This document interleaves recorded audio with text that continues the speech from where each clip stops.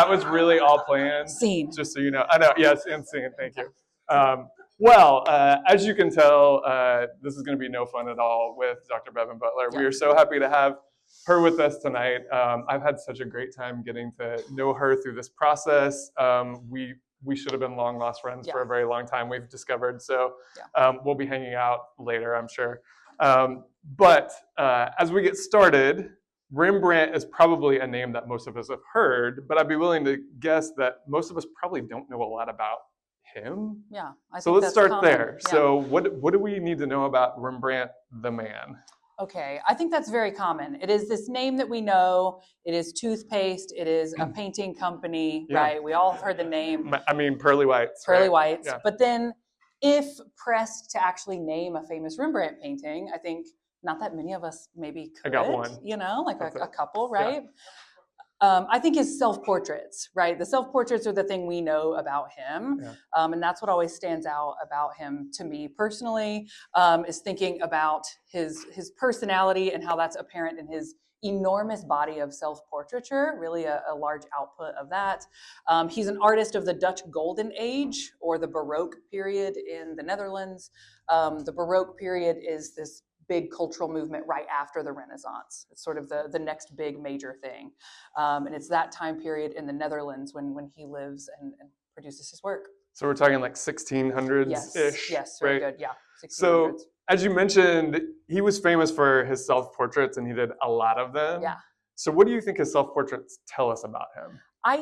To me, Rembrandt is a little silly. I think many of us have an art history in our heads that we slept through in college. And trust me, I know, because I watch it like 4 days a week. It's fine. They're getting good naps. Yeah. But so maybe we think of art history as kind of serious, kind of somber, maybe a little boring, even if it's interesting. And I think Rembrandt is kind of goofy. This is one of my favorite Rembrandt self-portraits, and it's 2 by 2 inches. It's a teeny tiny little print, and he's making this silly face. And he frequently uses himself as the model for different things. Always has a jaunty hat. We love the hat. Love a jaunty hat. Love the sort of disheveled We should have worn jaunty hats. We should have worn jaunty hats. Why didn't we think of that? I don't know. I don't have a particularly jaunty one. Yeah. Yeah. And so I think he experiments and shows us that it doesn't have to be serious and boring. Maybe he'll put his whole face in shadow. Maybe he'll dress up in a costume. Maybe he'll make a silly face. That felt like he was going through his teenage angst phase, maybe. It is. That is the angst years. Yeah. He's emo in but I love that we get to see the journey of him throughout his whole life through his self-portraits. I mean, for one thing, also that had to be economical because he didn't have to pay a model, so that was also smart of him. 100%. We're on a budget. So on a budge. We like that. Love a budge, queen. So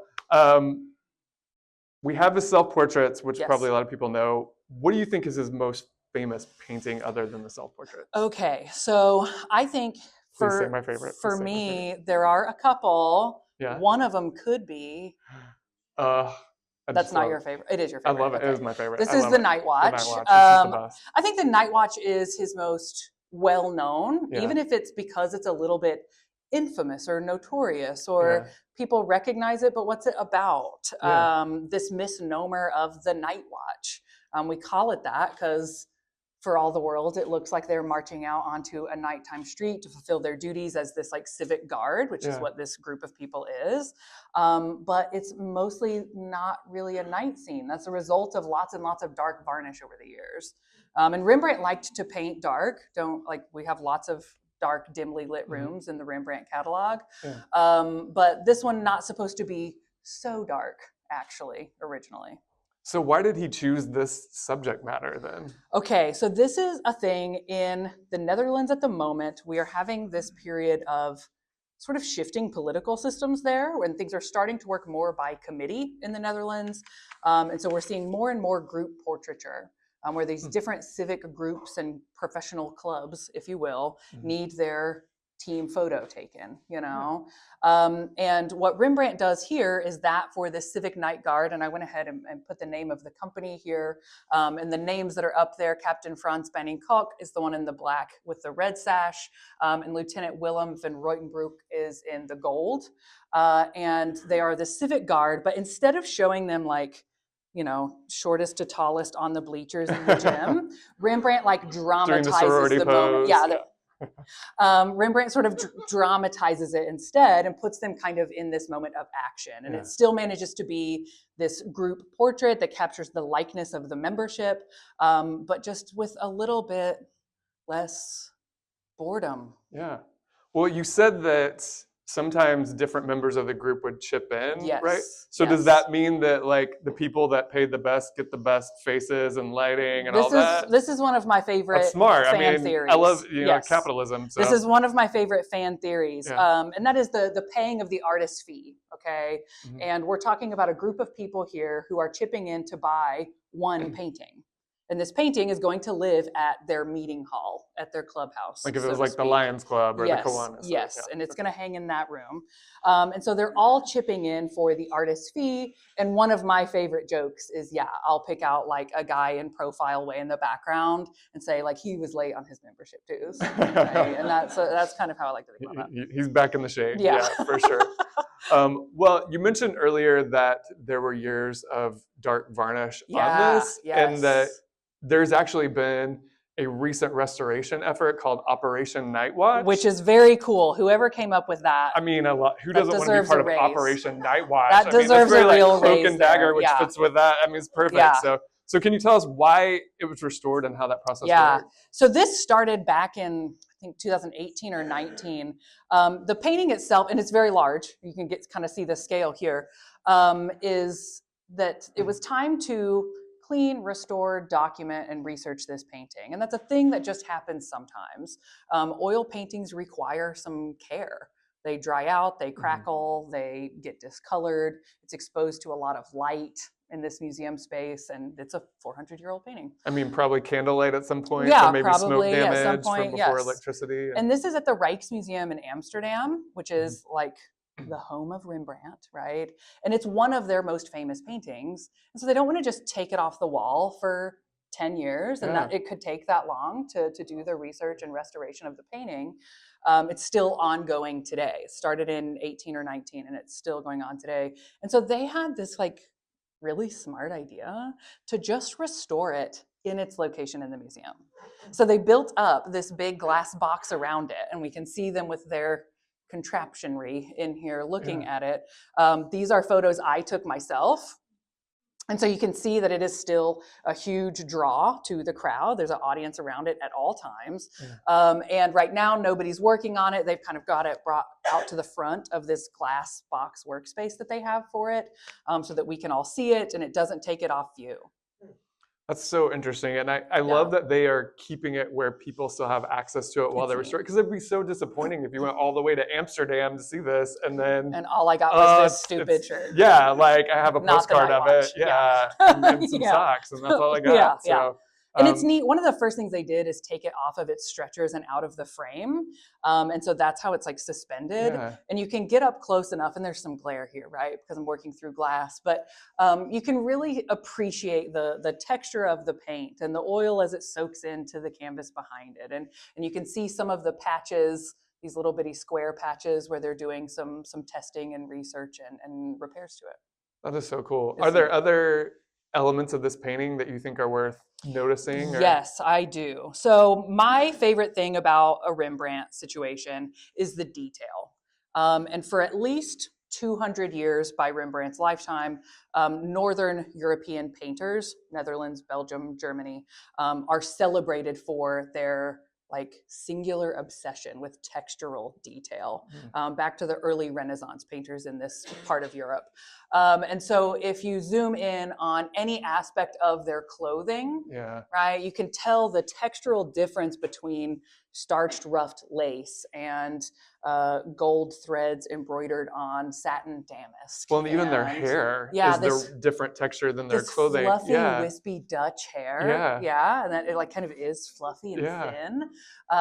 You really get a sense of all of those fine details as you look at really any of his paintings. For as much as they seem kind of dimly lit, and there's some paint texture that maybe you don't think you're going to get the finest detail out of it, but the closer you get to one, and it makes museum workers nervous, but you can you can get pretty close before Yeah. they ask you to step back, ma'am. Yeah. And it's always Not worth, that it's you would worth know it. from personal I experience. wouldn't know, but it's worth Yeah. the risk. She okay? may or may not have gotten arrested. No, It just is kidding. worth the risk. Yeah. You have to try to put your nose up there and see it. I mean, it's behind glass. It's fine. It's fine. It's protected. Yeah. The other silly detail, oft unnoticed, is this girl, right? I know. In the Love whole, her. don't you love her? So she's over here. She's here. She's about as brightly lit as our other main character. She must have paid extra. Right? She paid extra, I think, this girl, wherever. And she's holding a chicken, right? Some of you sort of already noticed that. Maybe you've seen this painting before and never seen that detail. But think back to the name of this group, the name of the central figure. His last name is Coq, which is French for rooster. And so this figure is often interpreted as a type of mascot for the group, this sort of, the personification of Lady Liberty or Justice. Yeah. Lady Rooster. Love it. Oh, that's so fun. Yeah.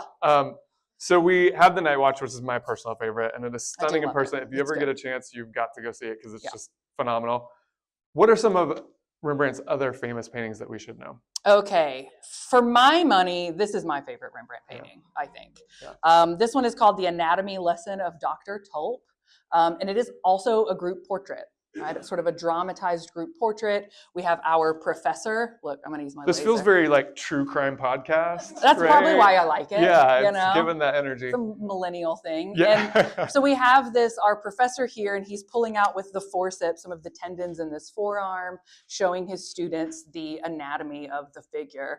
And anatomy as such is a new-ish field in order to produce in like a public image. Right? There are some people prior to this historically that might have paid under the table to study a cadaver to learn anatomy. Yeah. But here we have it, out in the open. This is usually the one I say didn't pay his dues in this one. He turned his homework in late. So this is another one of my all-time favorite Rembrandts, another one of these dramatized group portraits. And that's really what he becomes well known for. For sure. Oh, I have these too. Oh, yeah. Just a couple of other well-known paintings. This one you might have seen on social media some this week. He did a lot of biblical, especially Old Testament scenes.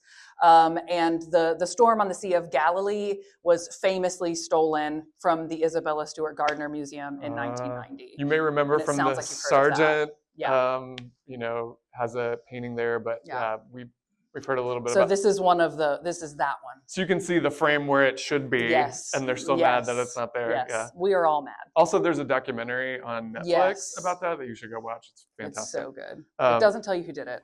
Because we still don't know. Yeah.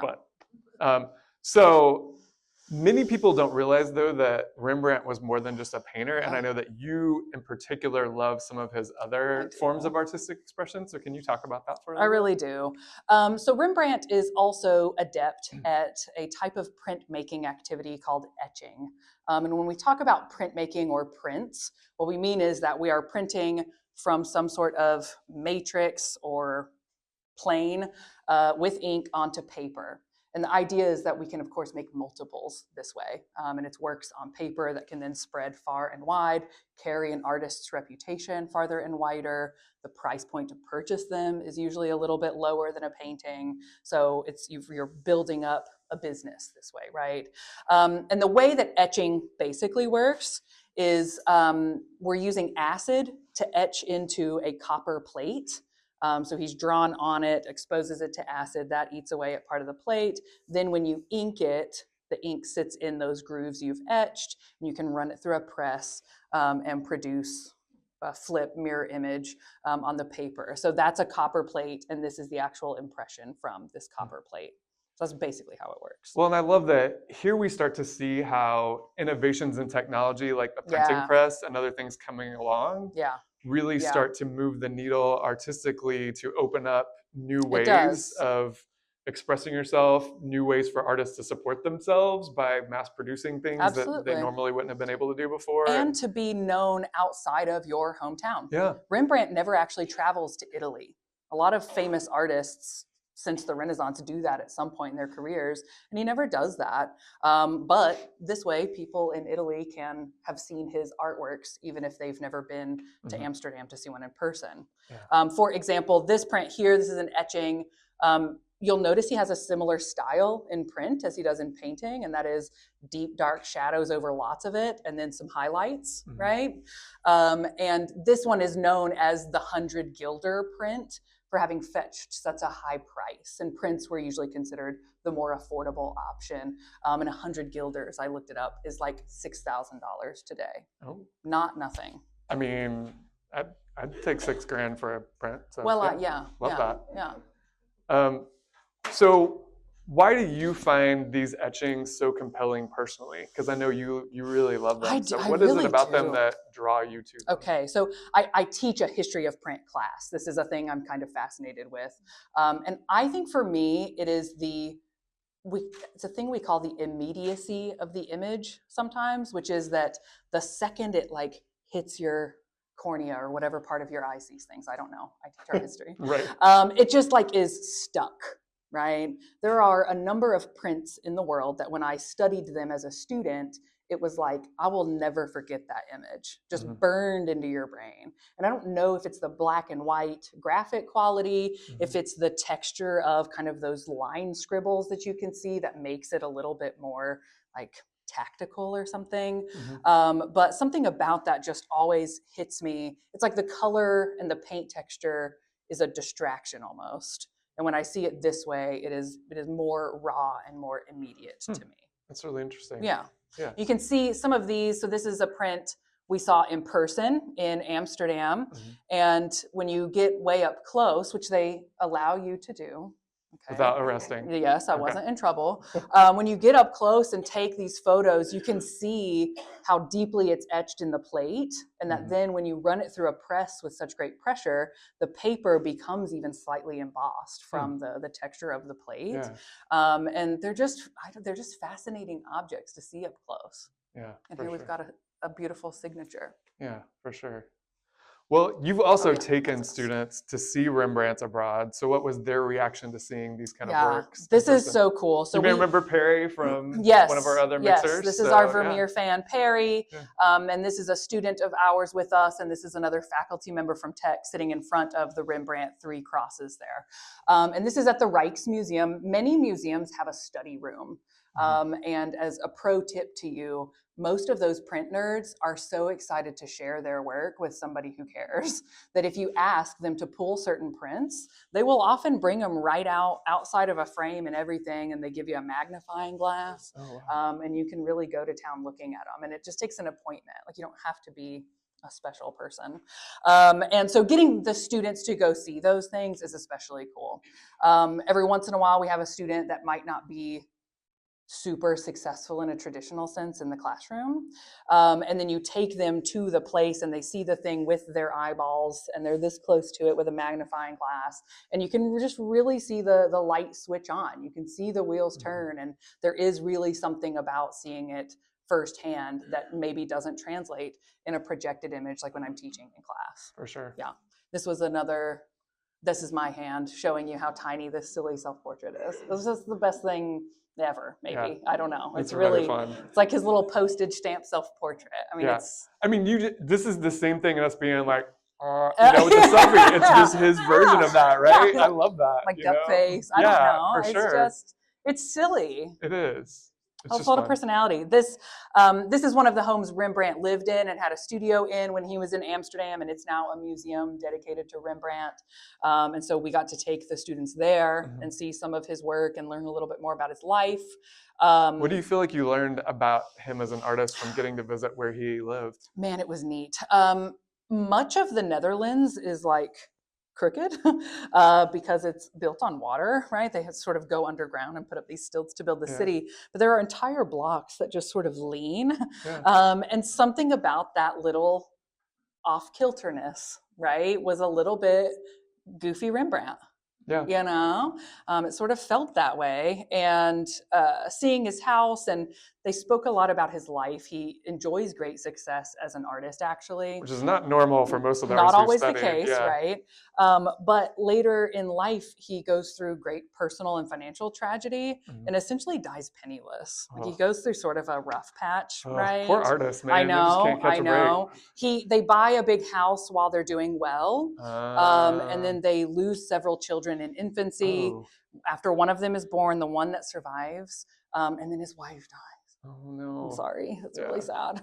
Yeah. But so we learned a lot about his life and sort of saw this place that he lived in, and that was really especially cool. And these are some more of my students seeing the anatomy lesson. So I teach this one in class. This is always my Rembrandt example of choice. Yeah. And so we got to see it, and it's bigger than I thought it would be, Yeah. and they're seeing details in it up close and in person that they'd never seen in class before.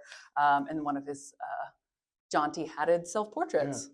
Well, and I think that just goes to reinforce what we've said all along, that seeing things in an image that is taken is just not the same as getting to see it in person. And that's why you should go to the Plein Air Festival and go see the art in person, right? That was good. Shameless plug. That you was like so that? good. I mean, That just was came so to good. me. I didn't even know, know. right? Yeah. Reed didn't even pay me. That y'all. was good. That was good. But I mean, it really is important that we go interact with it in person, because you have a different kind of emotional response and you have a different kind of engagement with it. And so I'm so glad that you're able to have students have that kind of experience too, really and it opens the world of art to them in a different way, and does for us as well. It does. So I want to ask, not all of us can go to Amsterdam. I mean, I would love to take all of us, It's but very we cool. can't all get there. You should. You should if you can, but if you can't, where else can we see Rembrandts? Okay, so we can see Rembrandts obviously in the Netherlands. There's some Rembrandts in Germany and stuff, okay? But in the US, for my opinion, the best way to see Rembrandt in the US is Washington, D.C. Okay. In the National Gallery of Art in D.C., there are a number of Rembrandt paintings and prints available there, including this self-portrait, which is like a prime perfect example. Yeah. Typical Rembrandt. Jaunty hat. Right, typical Rembrandt. Yeah. So you can see a lot of them in DC. There are some in the Frick in New York, which I understand maybe someone's been to. May or may not have been there recently. Yeah. It just reopened. It's stunning. They have the Vermeers that we heard about in our recent one with Barry. So and I believe the Gardner in Boston still has at least one or more than one, even though it is the site also of some very famous Rembrandt thefts. Yes. But DC is my number one go-to in the States. So DC, New York, Boston. Yeah. Okay.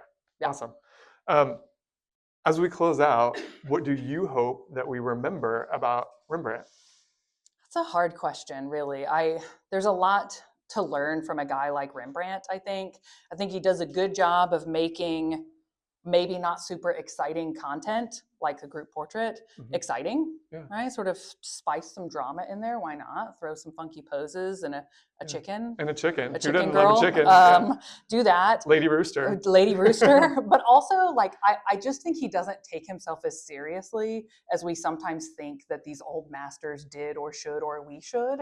Like, we have to be serious to appreciate Baroque art. And I'm almost never serious, actually, especially when I'm appreciating art. And I think that's why I gravitate a little bit to our little dumpy friend Rembrandt here. I think he's kind of goofy. I think he's got an air about him that we don't often think. This Baroque painter was probably kind of silly. Yeah, I love that. No. Well, if you have other questions for Bevin, I'm sure she will be up here to answer any of those that you have. Thank you so much for your time, and thank you for presenting about Rembrandt to us tonight. Of course. Thank you.